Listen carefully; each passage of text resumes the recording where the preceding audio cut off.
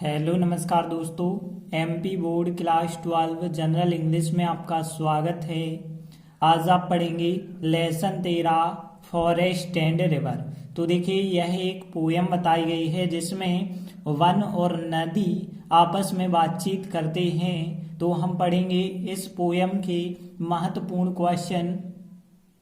तो देखिए यहाँ पे पहला क्वेश्चन बहुत ज़्यादा आईएमपी है। 2010, 2018, 2020 में आया हुआ क्वेश्चन है।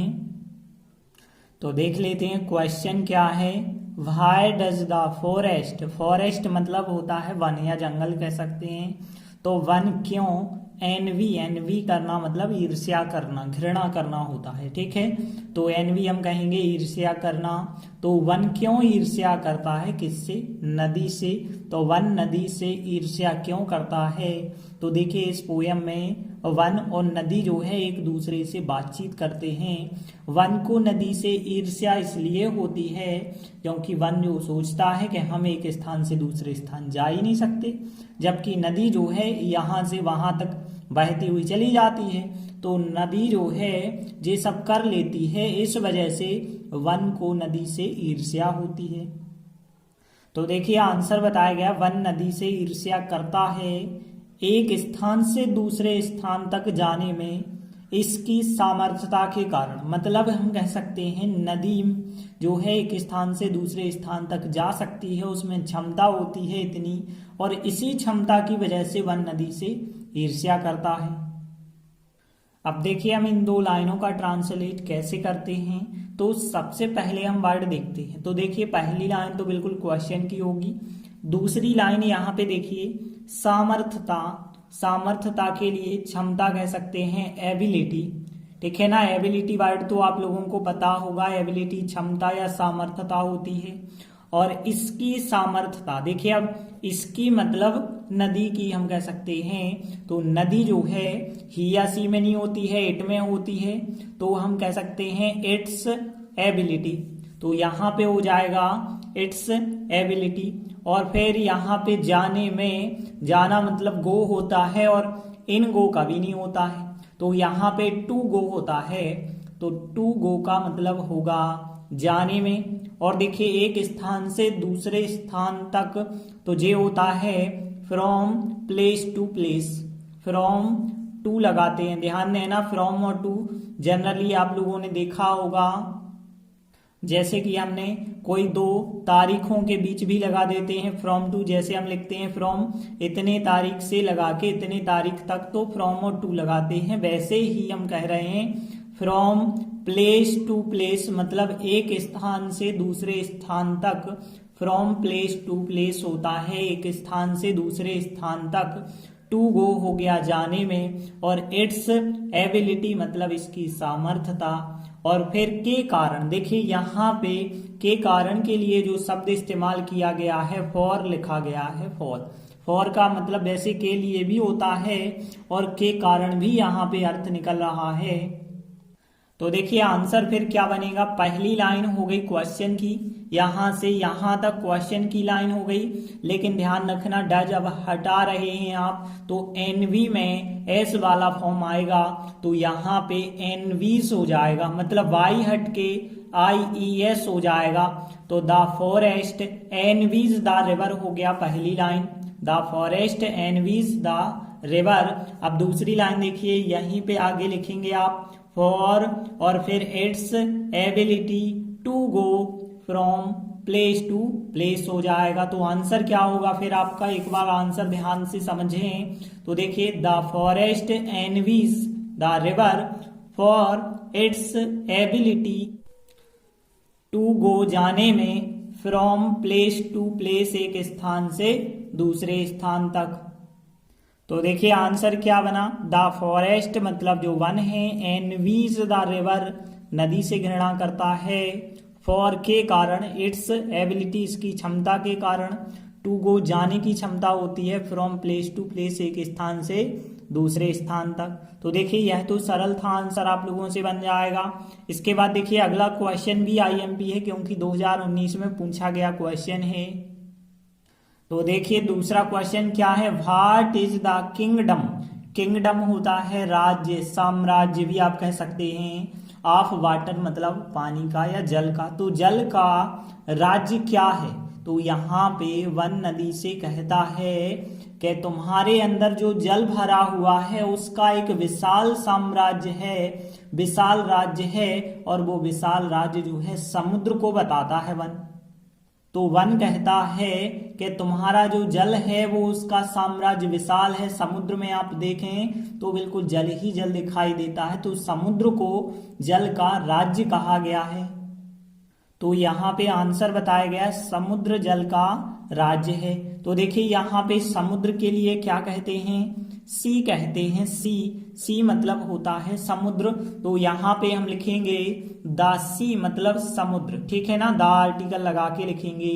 तो द सी मतलब समुद्र, और फिर पूरी लाइन क्वेश्चन की लिख देंगे। तो यहाँ पे बस भाट के स्थान पे आपको द सी लिखना होगा, और बाकी is the kingdom of water. तो केवल एक शब्द भाट की जगह आपको द सी बस लिखना होगा, बाकी सब क्वेश्चन की लाइन। तो देखिए केवल यहाँ पे द सी बस लिखा गया है, बाकी क्वेश्चन की line is the kingdom of water मतलब समुद्र जो है जल का राज्य है। इसके बाद देखिए तीसरा क्वेश्चन, यह भी परीक्षा में नहीं पूछा गया है लेकिन फिर भी आप इसे कर लें। तो देखिए तीसरा क्वेश्चन क्या है? What is the forest apostrophe S मतलब की, तो वन की, कंप्लेंट मतलब शिकायत, अबाउट इट्स लाइफ मतलब अबाउट के प्रति, और इट्स लाइफ अपने जीवन के प्रति। तो वन को अपने जीवन के प्रति क्या शिकायत है? तो वन नदी से बातचीत करते हुए कहते हैं कि वन जो कहता है कि हम जो है एक ही स्थान पे रहते हैं, हम स्थान परिवर्तित नहीं कर सकते हैं, इस वजह से उसे अपने जीवन के प्रति शिकायत है। और वन कहता है कि हमें एक ही स्थान पे हमेशा पूरी जिंदगी भर रहना पड़ता है, वहीं पे हम बूढ़े हो जाते हैं, वहीं पे मर जाते हैं। तो इन सब बातों की वन को शिकायत है अपने जीवन के प्रति। तो देखिए आंसर बताया गया, वन स्थान परिवर्तित कर पाने में अपनी असमर्थता के प्रति शिकायत करता है। वन कहता है कि हम स्थान परिवर्तित नहीं कर पाते हैं, तो उसकी जो असक्षमता है उसी वजह से वो शिकायत करता है। वो क्या कहता है कि उसे एक ही स्थान पे रुकना, बूढ़ा होना और मरना पड़ता है, तो इसके बारे में उसे शिकायत है अपने जीवन के प्रति। अब देखिए इन दो लाइनों को हम कैसे ट्रांसलेट करेंगे। देखिए यहाँ पे यदि हम बात करें स्थान परिवर्तन कर पाना, ये होता है मूव क्रिया, मूव होता है स्थान परिवर्तन कर पाना। तो यहाँ मूव आपको पता हो गया। अब देखिए यहाँ पे समर्थता के लिए हमने एबिलिटी पढ़ा था, लेकिन असमर्थता तो ये होता है इनएबिलिटी। तो आपको इनएबिलिटी वर्ड तो पता ही होगा, इसका विलोम एबिलिटी का डिसएबिलिटी नहीं होता है, ये ध्यान रखना आप, इनएबिलिटी होता है। तो इनएबिलिटी और के प्रति के लिए क्वेश्चन में था अबाउट शिकायत करना। देखिए यहाँ कंप्लेंट का मतलब शिकायत है, लेकिन कंप्लेन अकेला यदि आप लिखें तो शिकायत करना हो गया। तो शिकायत करना कंप्लेन अबाउट के प्रति, और फिर अपनी यहाँ पे असमर्थता, अपनी का मतलब है यहाँ पे वन का अपनी, और वन जो है ही या सी में तो है नहीं, इट में है, तो इट्स होगा, इट्स इनएबिलिटी मतलब अपनी असमर्थता। और देखिए यहाँ पे स्थान परिवर्तन कर पाना, मूव हमने बताया है। और बाकी देखिए यहाँ रुकना, रुकना हम कह सकते हैं स्टे होता है रुकना, और बूढ़ा होना होता है, देखिए ग्रो ओल्ड होता है बूढ़ा होना, ठीक है ना। ग्रो वैसे उगना होता है, लेकिन ग्रो के साथ ओल्ड जोड़ दिया जाए तो बूढ़ा होना। और मरना के लिए डाई कहते हैं, डाई मतलब मरना। तो देखिए अब हम ट्रांसलेट करते हैं पहली लाइन।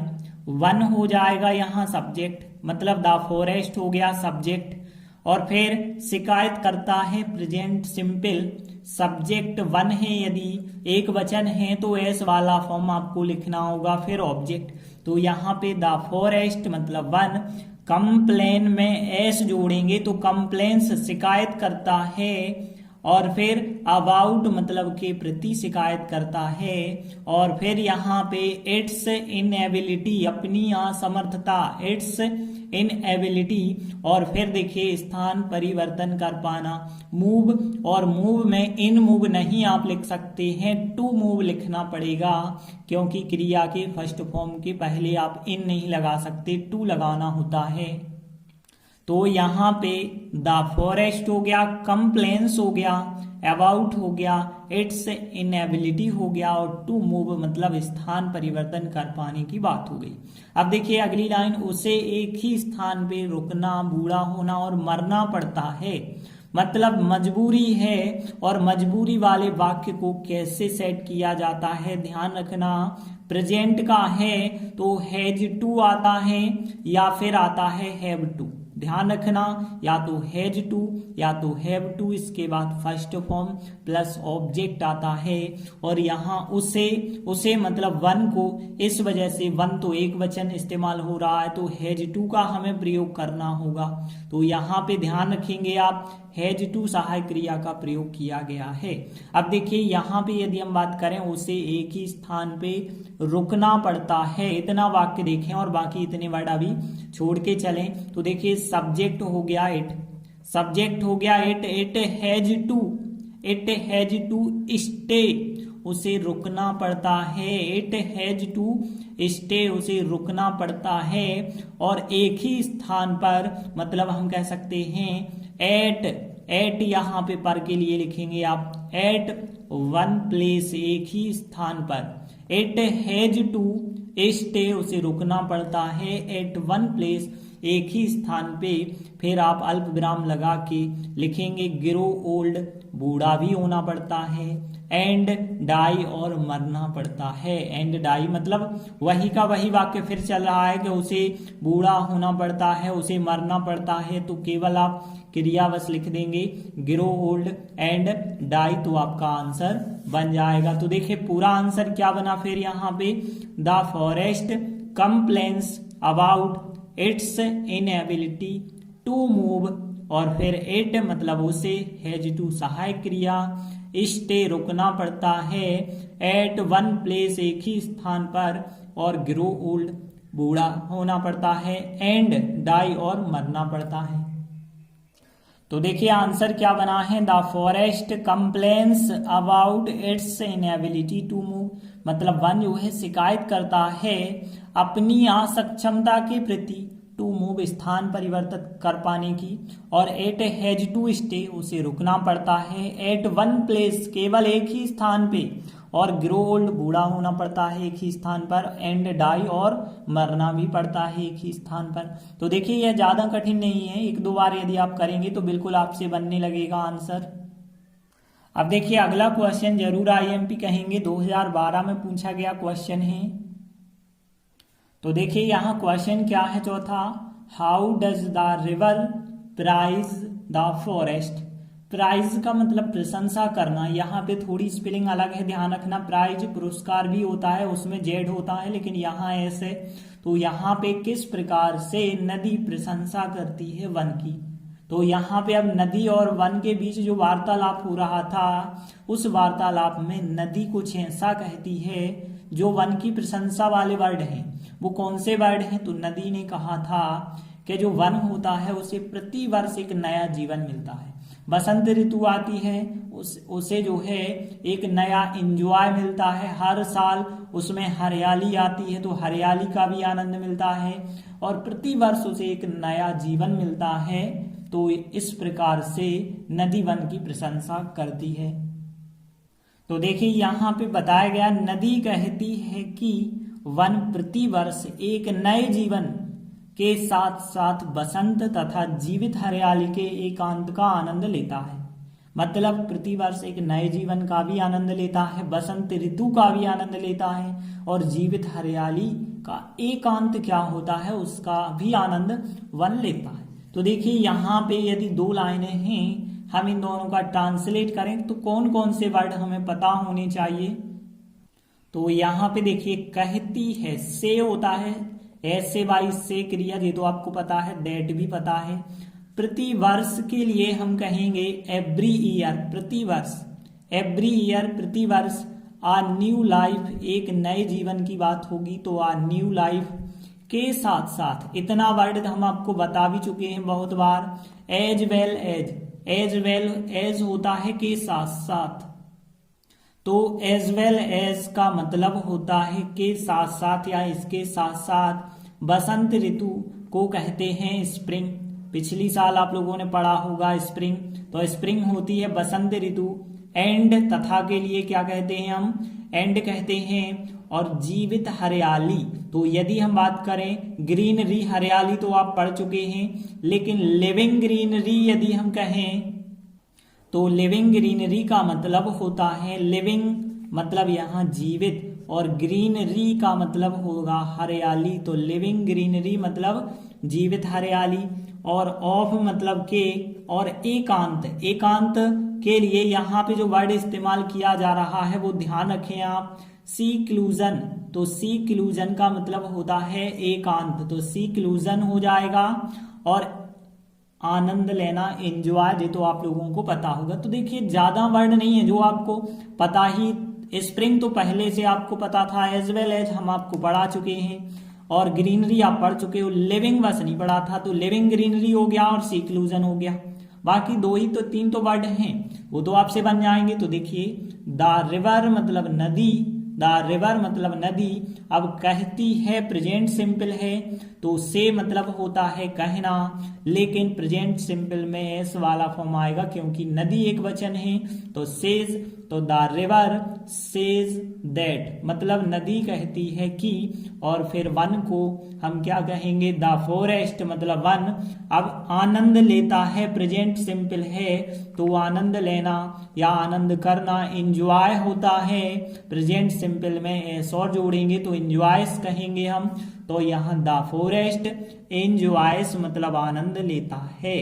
अब देखिए किस चीज का आनंद लेता है, क्रिया के बाद ऑफ शब्द आप नहीं लिख सकते। सीक्लूजन हमने बताया था, तो द सीक्लूजन मतलब एकांत का आनंद लेता है, द सीक्लूजन। तो यहाँ पे the seclusion of living greenery, living greenery हो जाएगा। एंड तथा के लिए एंड हो जाएगा। स्प्रिंग मतलब बसंत ऋतु का, स्प्रिंग। एज वेल एज मतलब के साथ साथ, as well as a new life एक नए जीवन का, न्यू लाइफ। और एवरी ईयर मतलब प्रति वर्ष। तो देखिए the forest enjoys the seclusion of living greenery and spring as well as a new life every year. तो देखिए आंसर क्या बना, द रिवर सेज दैट नदी कहती है कि, द फॉरेस्ट मतलब वन एंजॉय करता है, द सीक्लूजन एकांत का, ऑफ लिविंग ग्रीनरी जीवित हरियाली के एकांत का आनंद लेता है, एंड स्प्रिंग और बसंत ऋतु का भी आनंद लेता है, उसके साथ साथ as well as a new life एक नए जीवन का भी आनंद मिलता है उसे, वो भी एवरी ईयर प्रत्येक वर्ष। तो देखिए ज्यादा कठिन नहीं है बिल्कुल आंसर, बस यहाँ पे एक लाइन सरल सी है, दूसरी लाइन थोड़ी बड़ी है, लेकिन एक दो बार ट्राई करेंगे आपसे यह लाइन भी बनने लगेगी। इसके बाद देखिए पांचवा क्वेश्चन, यह भले ही परीक्षा में नहीं आया है लेकिन इस बार यह क्वेश्चन आ सकता है। तो देखिए पांचवा क्वेश्चन है, why does the river consider, consider करना मतलब मानना होता है, और इट्स जर्नी, इट्स मतलब अपनी, और जर्नी मतलब होती है यात्रा, और मीनिंगलेस मतलब जिसका कोई अर्थ ना हो, निरर्थक हम कह सकते हैं। तो नदी अपनी यात्रा को निरर्थक क्यों मानती है? तो यहाँ पे जब नदी और वन के बीच संवाद चल रहा था, तो नदी जो है वन से कहती है कि हमारा तो कोई अस्तित्व ही नहीं है, हमें जो है आराम और शांति के लिए एक भी क्षण नहीं मिलता है, हम बिल्कुल भी एंजॉय नहीं कर पाते हैं, हमें तो पूरे समय बहते रहना पड़ता है, दौड़ते रहना पड़ता है, आराम ही नहीं हम कर पाते, हमें शांति का एक भी क्षण जो है नहीं मिल पाता। इस प्रकार से नदी कहती है कि हम एंजॉय करने में समर्थ ही नहीं है, इसलिए वो कहती है हमारी पूरी यात्रा निरर्थक है। तो देखिए आंसर बताया गया है, नदी अपनी यात्रा को निरर्थक इसलिए मानती है क्योंकि पूरे समय उसे दौड़ते रहना पड़ता है तथा वह शांति व आराम के एक भी क्षण को एंजॉय करने में समर्थ नहीं है। तो देखिए अब हम इन 3 लाइन को ट्रांसलेट करेंगे। पहली लाइन तो बिल्कुल क्वेश्चन की है। दूसरी लाइन यदि हम देखें, पूरे समय, ऑल द टाइम होता है पूरे समय, उसे मतलब नदी को तो इट कहना होगा, तो ऑल द टाइम होगा, फिर इट होगा, दौड़ते रहना पड़ता है, कोई भी क्रिया करते रहना। ध्यान, जैसे हमने कहा पढ़ते रहना, लिखते रहना, तो जब क्रिया के साथ रहना जोड़ दिया जाता है तो उसे कैसे लिखा जाता है, ध्यान देना, उसे लिखा जाता है कीप और आईएनजी के साथ लिखा जाता है। ये चीज आप ध्यान रखना, कीप और आईएनजी के साथ। जैसे हमने कहा कीप रनिंग मतलब दौड़ते रहना, कीप राइटिंग लिखते रहना, कीप स्लीपिंग सोते रहना, तो कीप प्लस आईएनजी लिखा जाता है। तो यहाँ पे हम कहेंगे फिर कीप रनिंग। कीप रनिंग का मतलब होगा दौड़ते रहना, तो यहाँ पे कीप रनिंग का मतलब होता है दौड़ते रहना।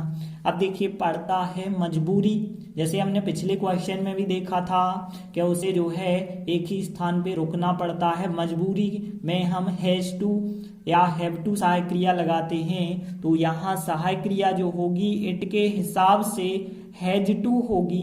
तो यहाँ पे ऑल द टाइम इट मतलब उसे हैज टू, और फिर होगा कीप रनिंग मतलब दौड़ते रहना पड़ता है। तो इट सब्जेक्ट हो गया, पहले ऑल द टाइम आप लिखेंगे, फिर इट सब्जेक्ट, फिर हैज टू, फिर होगा कीप रनिंग मतलब दौड़ते रहना पड़ता है। फिर देखिए अगली लाइन की यदि हम बात करें तो तथा मतलब एंड और एट मतलब वह हो जाएगा। शांति की बात करें तो देखिए यहाँ पे CALM, तो काम का मतलब होता है, एल साइलेंट है यहाँ पे, काम का मतलब होता है शांति, ठीक है ना। तो यहाँ पे शांति के लिए जो शब्द इस्तेमाल हुआ है काम। एंड रेस्ट आपको पता है आराम करना, रेस्ट आपको पता हो गया। और फिर देखिए एक भी क्षण, आ सिंगल मूवमेंट हम कह सकते हैं, आ सिंगल मतलब एक भी, और क्षण को मूवमेंट कहते हैं, ये तो आपको पता हो गया। आ सिंगल मूवमेंट मतलब एक भी क्षण को एंजॉय करना को एंजॉय ही हम कहेंगे, लेकिन मैं के लिए आप इन नहीं कह सकते, तो टू एंजॉय कहना होगा आपको। और समर्थ मतलब एबिल आपको पता है, और नॉट आपको पता है। तो देखिए अब वाक्य को यदि हम देखें, एंड इट, अब यहाँ पे समर्थ नहीं है, एक प्रेजेंट टेंस है, तो सहायक क्रिया आपको इज लगानी होगी, एक सामान्य प्रेजेंट है। एंड इट, तो यहाँ पे हो गया एंड इट इज, और फिर हो जाएगा not able to enjoy a single movement of, और फिर आप लिख सकते हैं यहाँ पे काम एंड रेस्ट, ठीक है। शांति के लिए काम हमने बताया, एंड रेस्ट हो जाएगा आराम के लिए। तो आंसर देखिए क्या हो जाएगा, एंड इट इज नॉट मतलब नहीं, एबल समर्थ, टू एंजॉय मतलब एंजॉय करने में, आ सिंगल मूवमेंट एक भी क्षण, ऑफ काम एंड रेस्ट मतलब शांति व आराम का। तो इस प्रकार से देखिए हम पूरा आंसर हमारा क्या बना है। तो देखिए पहली लाइन हम क्वेश्चन की लिखना चाहेंगे, तो यहां से यहां तक तो होगा, लेकिन आप डज कम कर रहे हैं, तो कंसीडर में एस आपको लगाना पड़ेगा। तो the river considers it's journey meaningless, और लास्ट में आप लिखेंगे बिकॉज मतलब क्योंकि। तो यहाँ पे द रिवर कंसीडर्स एस लग जाएगा, इट्स जर्नी मीनिंगलेस, बिकॉज क्योंकि, ऑल द टाइम पूरे समय, it has to keep running दौड़ते रहना पड़ता है, keep running, and it is not able to enjoy a single movement एक भी क्षण, ऑफ काम एंड रेस्ट। तो ये आंसर जो बना है, पहली लाइन क्वेश्चन की है, the river considers it's journey meaningless because. तो पहली लाइन क्वेश्चन की हो गई कि नदी अपनी यात्रा को निरर्थक इसलिए मानती है क्योंकि, ऑल द टाइम पूरे समय, it has to keep running इसे दौड़ते रहना पड़ता है, and it is not able वह समर्थ नहीं होती है, टू एंजॉय मतलब आनंद लेने में, आ सिंगल मोमेंट, एक भी क्षण का आनंद लेने में वह समर्थ नहीं है। ऑफ काम एंड रेस्ट मतलब उसे आराम और शांति का एक भी क्षण नहीं मिल पाता है। तो देखिए इस प्रकार से ये पांचवा क्वेश्चन भी आप लोगों से बन जाना चाहिए। थोड़ी सा कठिन है लेकिन आप ट्राई करेंगे तो बिल्कुल आपसे बन जाएगा। तो हमने इस अध्याय के 5 महत्वपूर्ण क्वेश्चन सीखे। ये आप पांचों यदि एक दो बार रिपीट कर लेते हैं तो आपसे बिल्कुल बनने लगेंगे। धन्यवाद।